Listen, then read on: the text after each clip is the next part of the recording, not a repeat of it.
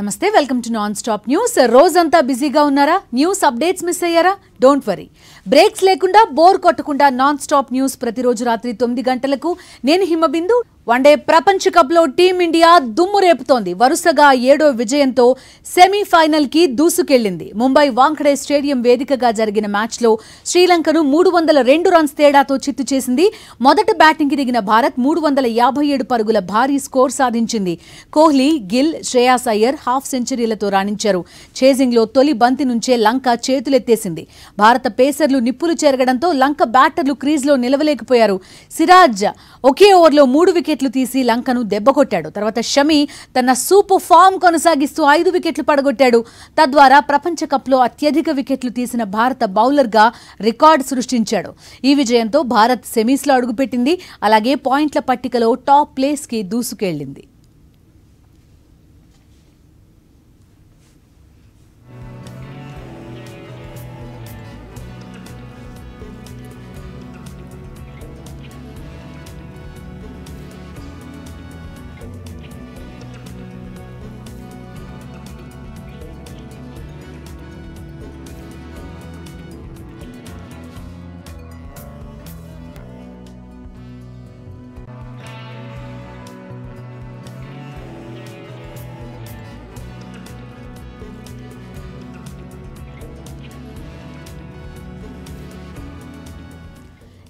ఇదిలా ఉంటే ప్రపంచ కప్ సెమీస్ చేరిన భారత జట్టుపై ప్రశంసల జల్లు కురుస్తోంది. ప్రధాని నరేంద్ర మోదీ భారత్ విజయాన్ని ప్రస్తావిస్తూ ప్రత్యేకంగా ట్వీట్ చేశారు. టీమిండియా అన్స్టాపబుల్ అంటూ పేర్కొన్న మోదీ సమష్టిగా రాణిస్తూ జట్టు దూసుకెళ్తోందని కితాబిచ్చారు.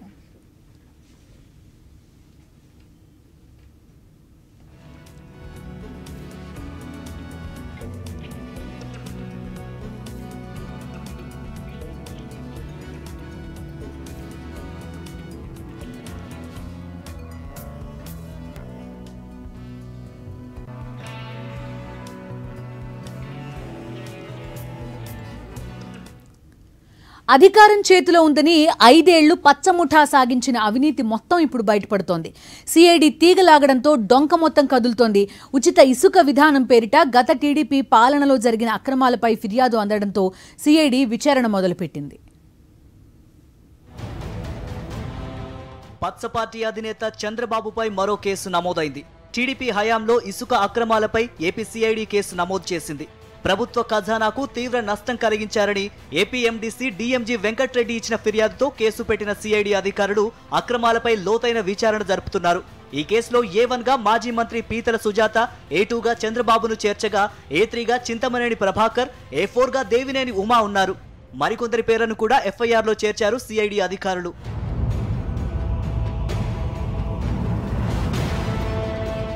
గత టీడీపీ పాలనలో ఏపీలో లెక్కలేనంతగా ఇసుక అక్రమాలు జరిగాయని అప్పుడే ఆరోపణలు వచ్చాయి. చంద్రబాబు ఇంటి పక్కనే అక్రమ తవ్వకాలు జరిగినా ఆయన పట్టించుకోలేదు. అప్పట్లో నేషనల్ గ్రీన్ ట్రిబ్యునల్ కూడా ఈ ఇసుక అక్రమాలపై సీరియస్ అయింది. 100 కోట్ల జరిమానా విధించింది. 2014 నుంచి 2019 వరకు ఇసుక లీజుల విషయంలో చంద్రబాబు ప్రభుత్వం నిబంధనలను ఏమాత్రం పరిగణలోనికి తీసుకోలేదు. చంద్రబాబు అధికారంలోకి వచ్చిన అదే ఏడాది ఆగస్టు 28న ఇసుక రీచ్లన్నింటినీ ఏపీ ఎండీసీకి అప్పగిస్తూ రాష్ట్ర కేబినెట్ నిర్ణయం తీసుకుంది. తర్వాత ఈ రీచ్లను జిల్లా, మండల మహిళా సమాఖ్యలకు అప్పగించారు. తర్వాత 2016లో ఈ విధానాన్ని సమీక్ష చేస్తూ కేబినెట్ సబ్ కమిటీకి అప్పగించారు. కేబినెట్ సబ్ కమిటీ సిఫారసులను పరిగణలోనికి తీసుకుని 2016 జనవరి 15న మరో జీవో జారీ చేశారు. టెండర్ కమ్ ఈ ఆక్షన్ నిర్వహించాలని జీవోలో పేర్కొన్నారు. అనూహ్యంగా 2 నెలల వ్యవధిలోనే దీన్ని కూడా పక్కన పెట్టేశారు. ఉచితంగా ఇసుక అంటూ అదే ఏడాది మార్చి 4న మెమో జారీ చేశారు. దీనికి అనుగుణంగా 2016 ఏప్రిల్ 6న జీవో నెంబర్ 43 జారీ చేశారు. న్యాయ సమ్మతం లేకుండా, కనీసం కసరత్తు కూడా లేకుండా ఉత్తర్వులు ఇవ్వటం అప్పటి చంద్రబాబు ప్రభుత్వానికే చెల్లింది. ఉచిత ఇసుక విధానం ఎందుకు తీసుకొస్తున్నది చెప్పకపోగా ఎంత తవ్వుతారు, ఎంత ఇస్తున్నారు, ఎలాంటి పద్ధతి అనుసరిస్తున్నారు అన్నది కూడా రహస్యంగానే ఉంచారు. ఇతరులకు లబ్ధి చేకూర్చేలా తప్పుడు ఉద్దేశంతో తీసుకున్న నిర్ణయంతో రాష్ట్ర ఖజానాకు భారీ నష్టం చేకూరిందని ఏపీ ఎండీసీ ఆరోపిస్తోంది.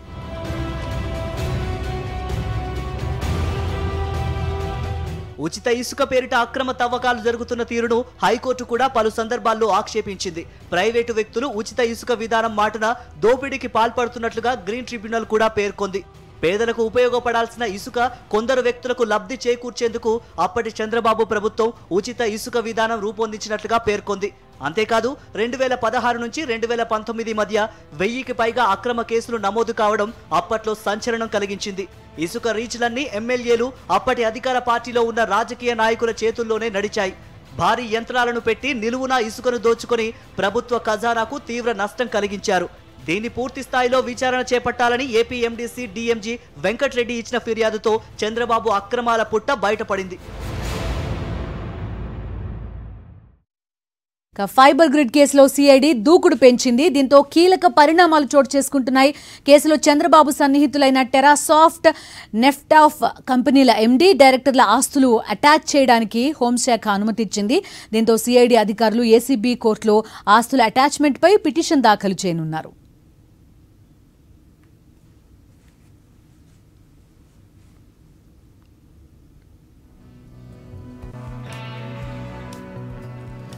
విశాఖ వేదికగా ఐసీఐడి కాంగ్రెస్ ప్లీనరీ సదస్సు జరగడం శుభ పరిణామమన్నారు సీఎం జగన్. ఏపీలో సాగునీరు, వ్యవసాయంపై ప్రభుత్వం ప్రత్యేక దృష్టి పెట్టిందని వెల్లడించారు. ఏపీకి విస్తారమైన తీర ప్రాంతం ఉందని ప్రతి బొట్టును ఒడిసి పట్టుకోవడం లక్ష్యంగా పనిచేస్తున్నామన్నారు. రాయలసీమ, దక్షిణ కోస్తాలోని కొన్ని ప్రాంతాల్లో కరవు ప్రబలకుండా వర్షపు నీటిని సంరక్షించుకుని వ్యవసాయానికి వాడుకోవాల్సిందిగా సూచించారు. సదస్సు నిర్వహణను ఏపీకి ఇవ్వడాన్ని అదృష్టంగా భావిస్తున్నామన్నారు సీఎం జగన్.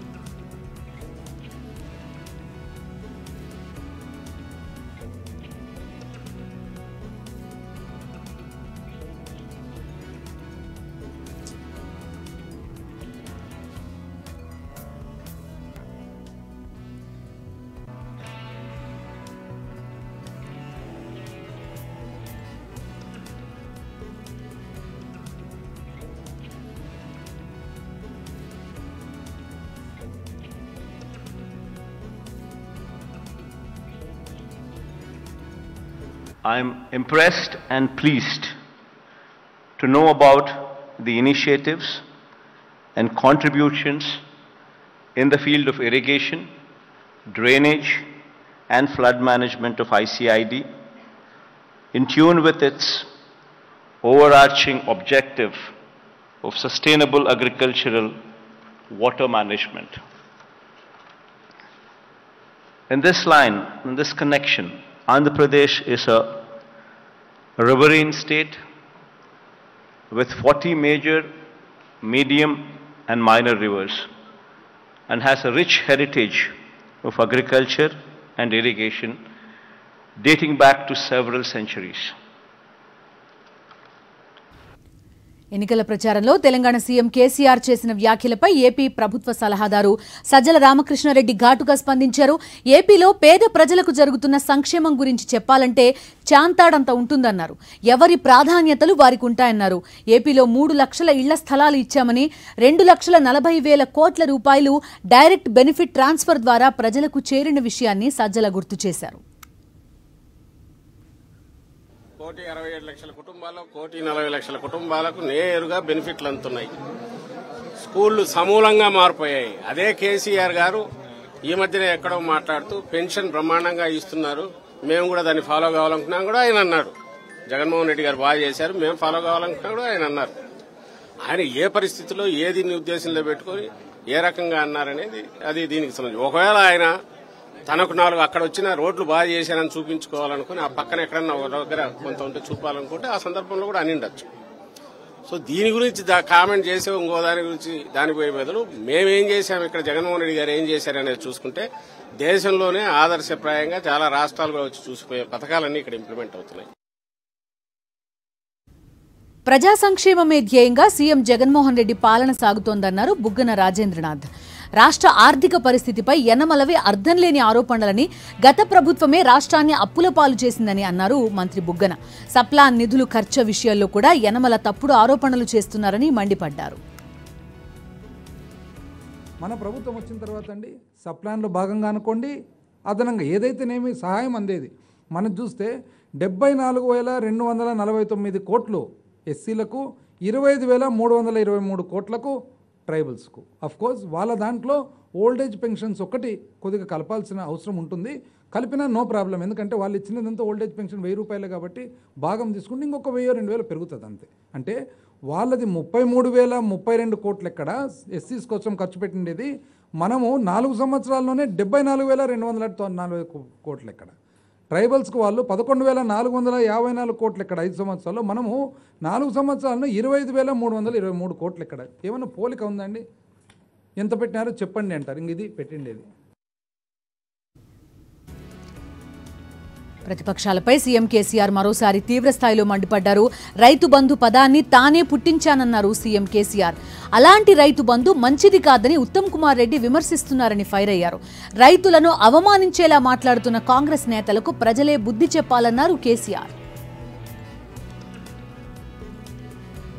ఈ రాష్ట్రంలో 10 సంవత్సరాల నుంచి బీఆర్ఎస్ పరిపాలన ఉంటే ఒక్క రోజు కూడా కర్ఫ్యూ లేదు, మత కల్లోలం లేదు, గడబడి లేదు, చాలా శాంతియుతంగా రాష్ట్రాన్ని తీసుకొని పోతా ఉన్నాం. ఇటువంటి పార్టీ నాయకుల మీద కాంగ్రెస్ పార్టీ వాళ్ళు కత్తులు బట్టి దాడి చేస్తూ ఉన్నారు. పొరపాటున కాంగ్రెస్ గెలిస్తే నేను ఈరోజే చెప్తున్న తెలంగాణ బిడ్డగా మీకు చెప్పే బాధ్యత నా మీద ఉంది కాబట్టి చెప్తా ఉన్నా. వాళ్ళకి రైతు బంధు మీద ఇష్టం లేదు, కరెంట్ 24 గంటలు ఇచ్చుడు ఇష్టం లేదు, రైతుల ఖాతాలో డైరెక్ట్ డబ్బులు వేసుడు ఇష్టం లేదు. మళ్ళీ పైరవకాలు పుట్టుకొస్తారు, మళ్ళీ కైలాసం ఆటలో పెద్దపాము మింగినట్టయితుంది, జాగ్రత్త అని చెప్పి నేను మనవి చేస్తా ఉన్నా. ఉత్తమ్ కుమార్ రెడ్డి గారు మాజీ పిసిసి ప్రెసిడెంట్. కేసీఆర్కి ఇక్కడ పని లేదు, రైతులు కట్టి మన ప్రజలు కట్టే అమూల్యమైన ట్యాక్స్ డబ్బులు రైతు బంధు ఇచ్చి దుబారా చేస్తుండవు అని మాట్లాడుతున్నారు. రైతు బంధు దుబారానా? రైతు బంధు ఉండాల్సిందేనా? ఉండు కాదు, నేను నెక్స్ట్ ఇయర్ 12,000 తీసి క్రమంగా 16,000కి తీసుకొని పోతా ఉన్నాం. ఇక్కడ గమ్మత్ ఏంటంటే మనుషులు మాట్లాడితే కొద్దిగా ఇజ్జత్ కూడా ఉండాలి. పేద లీడర్ అని వేసుకొని వచ్చిండు ఆడికెళ్ళి, కర్ణాటకకి.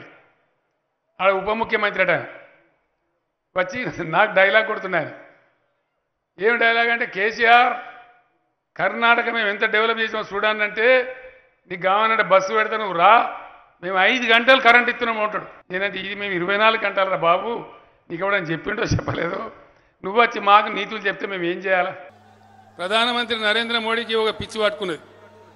పిచ్చి ఏంటంటే ఆయన అంతా ప్రైవేటైజేషన్, రైలు ప్రైవేటు, ఓడరేవులు ప్రైవేటు, విమానాలు ప్రైవేటు, ఆఖరి కరెంటు కూడా ప్రైవేటు. అంతకుముందు రైతు బంధు లేదు, బంధు లేదు తప్ప రైతు బంధువులు లేరు. ఇలా కాంగ్రెస్ నాయకులు మాట్లాడుతూ ఉన్నారు, చాలా పెద్ద ప్రమాదం.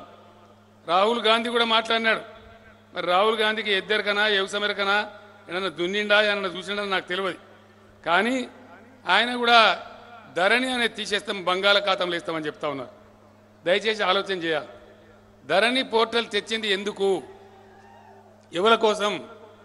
గతంలో పైరవికారుల మందలు, ప్రజలు చీటికి మాటికి ఎంఆర్ఓ ఆఫీస్ కోవాలి, పాని నకలు దేవాలి, నీ భూమి నా పేరు మీద, నా భూమి ఈశ్వర్ పేరు మీద, ఈశ్వర్ భూమి ఇంకోల పేరు మీద, జుట్లు ముడేసి తాకులాటలు పెట్టి గ్రామాలన్నీ పంచాయతీలు ఉండేది. ధరణి పోర్టల్ వచ్చిన తర్వాత రైతుల భూములు సేఫ్గా ఉన్నాయి. జనసేన బీజేపీ పొత్తు అంశంపై రచ్చ నడుస్తోంది. బీజేపీ రాష్ట్ర కార్యాలయం నిరసనలతో అట్టుడుకుతోంది. నాగర్ కర్నూల్ టికెట్ జనసేనకు కేటాయిస్తారన్న ప్రచారం సాగుతుండటంతో అక్కడి శ్రేణులు ఆందోళన బాటపట్టారు. దిలీపాచారి ఆయన అనుచరులు పార్టీ కార్యాలయం ముందు నిరసనకు దిగారు. జనసేన వద్దు, బీజేపీ ముద్దు అంటూ నినాదాలు చేశారు. అసలు జనసేన తెలంగాణలోనే లేదని, అలాంటప్పుడు టికెట్ ఎలా కేటాయిస్తారని బీజేపీ నేతలు ఆగ్రహం వ్యక్తం చేశారు. కాసాని జ్ఞానేశ్వర్ బీఆర్ఎస్ లో చేరనున్నారు. రేపు సీఎం కేసీఆర్ సమక్షంలో గులాబీ కండువా కప్పుకోనున్నారు. తెలంగాణలో టీడీపీ జెండా పీకేయడంతో ఇటీవల పార్టీకి రాజీనామా చేశారు కాసాని. తాజాగా బీఆర్ఎస్ లో చేరాలని నిర్ణయించుకున్నారు. తెలంగాణ ఎన్నికల్లో అసలు ఘట్టం మొదలవుతోంది. శుక్రవారం నుంచి ఈ నెల 10 వరకు నామినేషన్ల స్వీకరణ జరగనుంది. నామినేషన్ ప్రక్రియకు కావలసిన ఏర్పాట్లు పూర్తి చేసింది ఎన్నికల సంఘం. ఎక్కడా ఎటువంటి పొరపాట్లు జరగకుండా చర్యలు తీసుకోవాలని ఈసీఐ ఆదేశాలు ఇవ్వడంతో పకడ్బందీగా నామినేషన్ల ప్రక్రియ నిర్వహణకు సిద్ధమయ్యారు అధికారులు. తెలంగాణ దంగల్లో నామినేషన్ ప్రక్రియకు తెరలేవబోతోంది శుక్రవారం. ఇప్పటివరకు ఎన్నికల నిర్వహణపై సమీక్షలు, ట్రైనింగ్ పీరియడ్, అవగాహన కార్యక్రమాలు, ఓటర్ నమోదు తదితర అంశాలపై ఎన్నికల సంఘం చేపట్టిన కసరత్తు ఒక ఎత్తు అయితే, ఇప్పటి నుంచి జరిగే నామినేషన్ల ప్రక్రియ మరో ఎత్తు. శుక్రవారం తెలంగాణ ఎన్నికల నోటిఫికేషన్ విడుదలవుతోంది. ఆ వెంటనే నామినేషన్ల ప్రక్రియ ప్రారంభమవుతుంది. ఉదయం 11 గంటల నుంచి మధ్యాహ్నం 3 గంటల వరకు నామినేషన్లను స్వీకరిస్తారు అధికారులు. ఈ నెల 10 వరకు నామినేషన్ల స్వీకరణ జరుగుతుంది. 13న నామినేషన్ల పరిశీలన, 15 వరకు నామినేషన్ల ఉపసంహరణకు గడువు ఉంటుంది. ఇప్పటికే పోలింగ్ తేదీని ఎన్నికల కమిషన్ ప్రకటించింది. ఈ నెల 30న పోలింగ్ జరగనుండగా డిసెంబర్ 3న కౌంటింగ్ నిర్వహిస్తారు. ఇక నోటిఫికేషన్ ప్రక్రియలో భాగంగా తీసుకోవాల్సిన జాగ్రత్తలు, ఏర్పాట్లు అన్ని ఎన్నికల సంఘం పూర్తి చేసింది. ఎన్నికల పరిశీలకులుగా తెలంగాణ వ్యాప్తంగా 67 మంది ఐఏఎస్లను, 39 మంది ఐపీఎస్ అధికారులను నియమించింది కేంద్ర ఎన్నికల సంఘం. ఎన్నికల్లో ఖర్చు పరిశీలకులుగా ప్రత్యేకంగా 60 మంది ఐఆర్ఎస్ అధికారుల నియామకం జరిగింది. ఒక్కో అధికారికి 2 అసెంబ్లీ సెగ్మెంట్లను అప్పగించారు. ఇక అభ్యర్థి నామినేషన్ వేసినప్పటి నుంచి ఖర్చును లెక్కించనున్నారు అధికారులు. రిటర్నింగ్ అధికారి కార్యాలయాల వద్ద భద్రత కట్టుదిట్టం చేశారు. సీసీ కెమెరాలతో నామినేషన్ ప్రక్రియను ఈసీ మానిటరింగ్ చేయనుంది. మరోవైపు నామినేషన్ల కోసం అభ్యర్థులు సిద్ధమయ్యారు.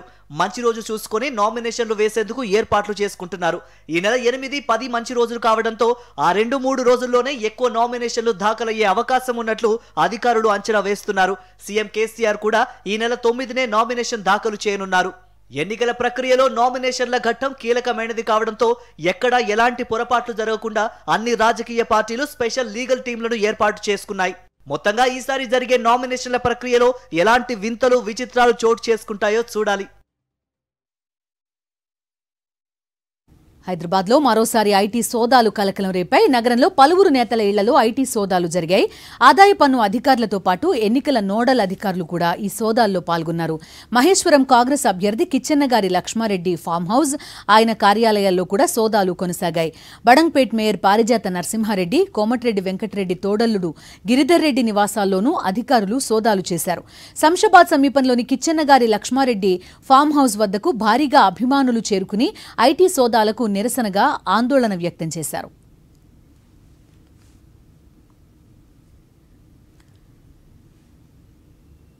జాతీయ వార్తలకు వెళ్దాం. విపక్ష నేతలకు హ్యాకింగ్ అలర్ట్స్ పై ఐఫోన్ సంస్థ యాపిల్ కి నోటీసులు జారీ చేసింది కేంద్ర ఐటీ శాఖ. ప్రభుత్వ ఆధ్వర్యంలో పనిచేసే హ్యాకర్లు ఫోన్ హ్యాక్ చేయడానికి ప్రయత్నిస్తున్నారన్న హెచ్చరికలపై వివరణ కోరింది.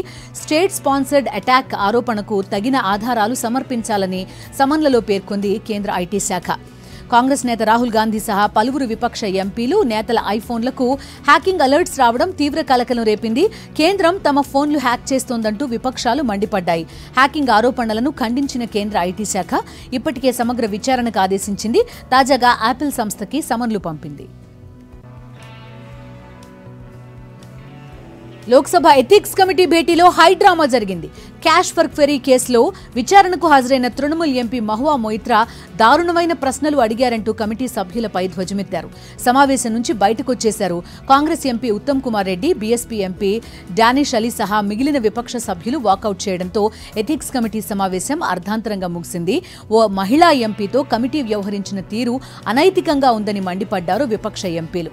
ఎథిక్స్ కమిటీ చైర్మన్ తీరు ఏకపక్షంగా ఉందని తప్పుబట్టారు.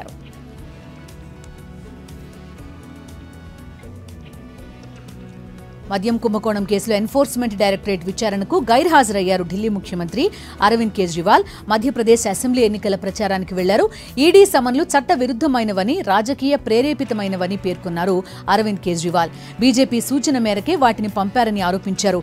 5 రాష్ట్రాల అసెంబ్లీ ఎన్నికల ప్రచారానికి తనను దూరం చేసేందుకు ఈ నోటీసులు పంపారని, వాటిని వాపస్ తీసుకోవాలని డిమాండ్ చేశారాయన.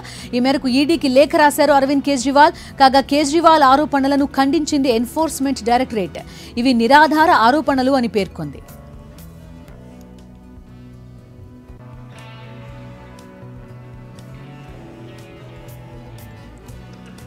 మరో ఢిల్లీ మంత్రికి ఈడీ హీట్ తగిలింది. ఢిల్లీ సాంఘిక సంక్షేమ శాఖ మంత్రి రాజ్ కుమార్ ఆనంద్ నివాసంలో సోదాలు చేపట్టారు ఎన్ఫోర్స్మెంట్ డైరెక్టరేట్ అధికారులు. మొత్తం 12 చోట్ల ఏకకాలంలో తనిఖీలు జరిగాయి. హవాలా లావాదేవీలు, మనీ లాండరింగ్ ఆరోపణలపై ఈ దాడులు నిర్వహించినట్టు ఈడీ వర్గాలు వెల్లడించాయి. తప్పుడు డిక్లరేషన్స్ తో 7 కోట్ల రూపాయల మేర కస్టమ్స్ సుంకం ఎగ్గొట్టినట్టు రాజ్ కుమార్ ఆనంద్ పై కేసు నమోదు చేసింది డైరెక్టరేట్ ఆఫ్ రెవెన్యూ ఇంటెలిజెన్స్. ఈ కేసులో మనీ లాండరింగ్ ఆరోపణలపై దర్యాప్తు చేస్తోంది ఎన్ఫోర్స్మెంట్ డైరెక్టరేట్. అటు రాజస్థాన్ కాంగ్రెస్ కి కూడా మరొకసారి ఎన్ఫోర్స్మెంట్ డైరెక్టరేట్ సెగ తగిలింది.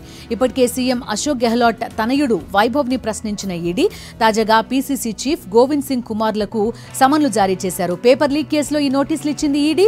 కేసులో ఇటీవలే జైపూర్ సహా పలు ప్రాంతాల్లో తనిఖీలు చేపట్టారు దర్యాప్తు అధికారులు. రాజస్థాన్ ఎన్నికల్లో పేపర్ లీక్ వ్యవహారం కీలకంగా మారింది. గెహ్లాట్ పాలనలో 4 ఏళ్లలో 18 సార్లు పరీక్షా పత్రాలు లీక్ అయ్యాయి. లంచం ఆరోపణలపై 2 ఎన్ఫోర్స్మెంట్ డైరెక్టరేట్ అధికారులను అరెస్ట్ చేసింది రాజస్థాన్ అవినీతి నిరోధక శాఖ. ఈడీ అఫీషియల్ నావల్ కిషోర్ మీనాతో పాటుగా ఆయన అసోసియేట్ బాబులాల్ మీనాని కూడా రెడ్ హ్యాండెడ్ గా పట్టుకున్నారు ఏసీబీ అధికారులు. చిట్ ఫండ్ వ్యవహారంలో కేసు నమోదు చేయకుండా ఉండేందుకు ఈ ఇద్దరు 17 లక్షలు లంచం డిమాండ్ చేసినట్టుగా సమాచారం. ఒక మధ్యవర్తి నుంచి 15 లక్షలు నగదు తీసుకుంటుండగా ట్రాప్ చేసి రెడ్ హ్యాండెడ్ గా అరెస్ట్ చేసింది రాజస్థాన్ ఏసీబీ. ఇద్దరు ఈడీ అధికారుల నివాసాల్లో సోదాలు చేపట్టింది.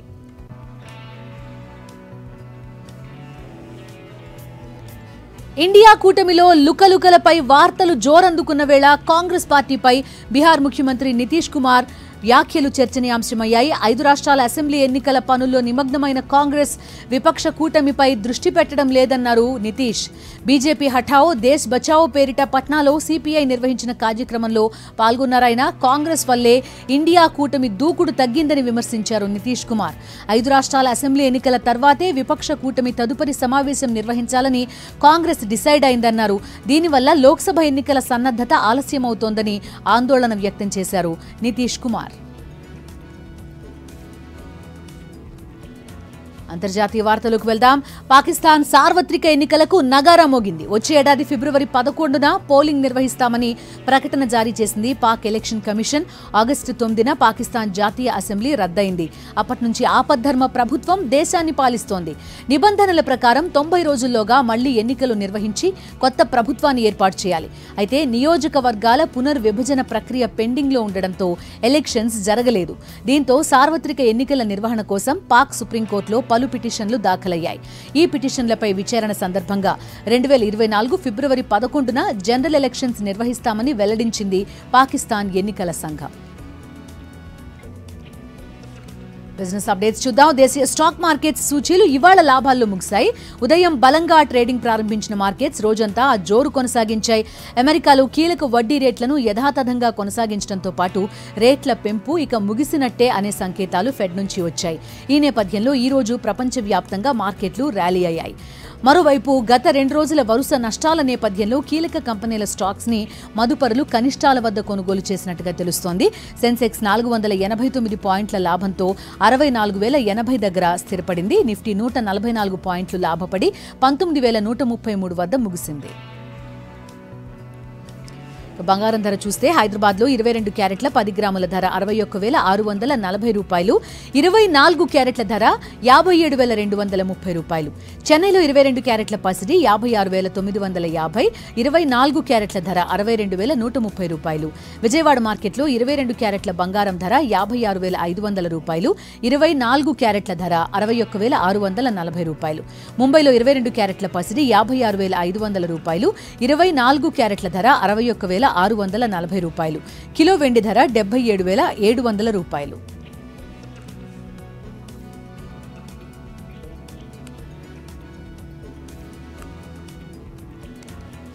ఇవి ఇవాల్టి నాన్ స్టాప్ న్యూస్.